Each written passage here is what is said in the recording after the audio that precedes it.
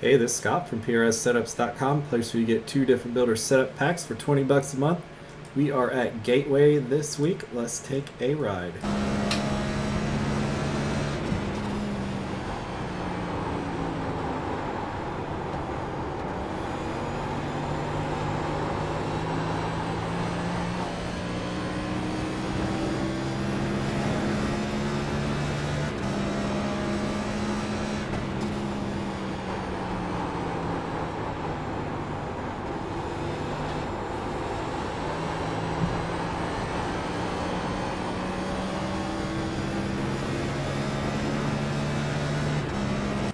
Alright, let's take a lap.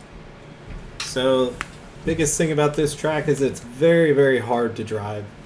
It absolutely will be really tight on entry if you dive it in too hard. Later in the run, sometimes you'll be actually loose because the brakes are set so far to the back. You may want to change your brake bias during your run.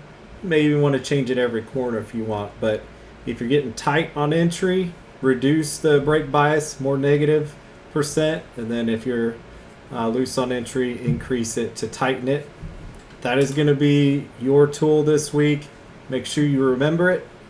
So let's go ahead in detail.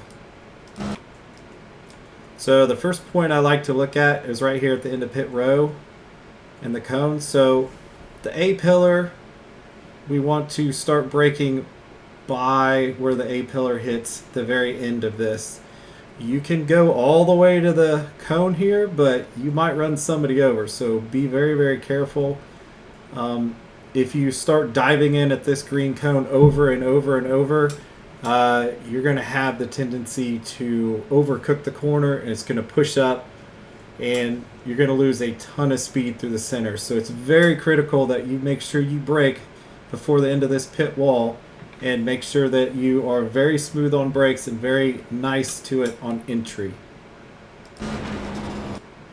So we're downshifting from 5th to 4th.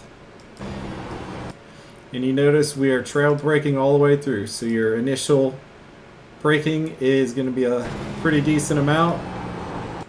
And then we're holding the brakes. So where we want to be on the line is our left side tires are going to be right here on this big wide seam right here. And you're going to be on the brake all the way past that seam. And then there's a small break in the seam right here. You can see it. That's where we're coasting, and that's where we're going to start throttling up. You can look at the shadows here, but it's kind of a feel thing. You can kind of feel the car continue rotate, lift off the brake, get it through. But there's your point right there. And you notice we're not stabbing the gas, we're being really nice to it, because the harder you get on the gas, the more that right rear is going to be pushed into the ground and the more you're going to put heat in it. So you don't want to just jam on the brakes. It's going to get really loose on you. Especially on this corner, it's going to be loose off if you overuse the right rear.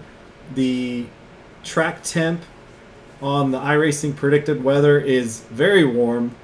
So you have to be aware of that. So getting your tires really hot, especially running off on the exit here, it's going to be really hard to bring it back down because the track temp's so high. So if you mess up, it might take you a lap or two to get it back under you. You notice I'm not full throttle till I'm almost out of the corner. You notice I kept the left side tires right here on the groove, on the seam. You're aiming for the light right here. Down back stretch. And then what we're looking for is, there's a couple of points. So if I back up a little bit here, you'll notice the track is darker. That's essentially where your braking point is, but it kind of goes away the closer you get to it. So what I look for is there's this break right here in the fence where all the fences structures come together. So you notice I'm braking. I'm being lazy again, but so that's your braking point for 3. Notice we're downshifting, and you want to get pretty low. You don't want to get all the way down to the bottom here, because there's a lot of nasty bumps at the very bottom of this So it'll bounce the right sides really hard, and it'll be really difficult to control, especially on the short run. So the short run, try to avoid at all costs the very bottom, because there's a chance that you'll hit it wrong and the car will get really upset and get really loose. You notice we're not using as much brake through here, about 25%. Definitely want to diamond this, get it through, get it up, and you're trail braking all the way to like right here at the 5-hour energy. And then what's odd about this track, and what I've noticed, is even though the car is still in diamond and the nose is kind of going up the track, to engage the right rear, you want to get on it while it's going up the track, which usually I say wait until it kind of points down, and you can do that too, but it's all about feel here. But to get the right rear engaged, you want to kind of get on it right here at the 5-hour energy, and it's going to carve the corner out for you.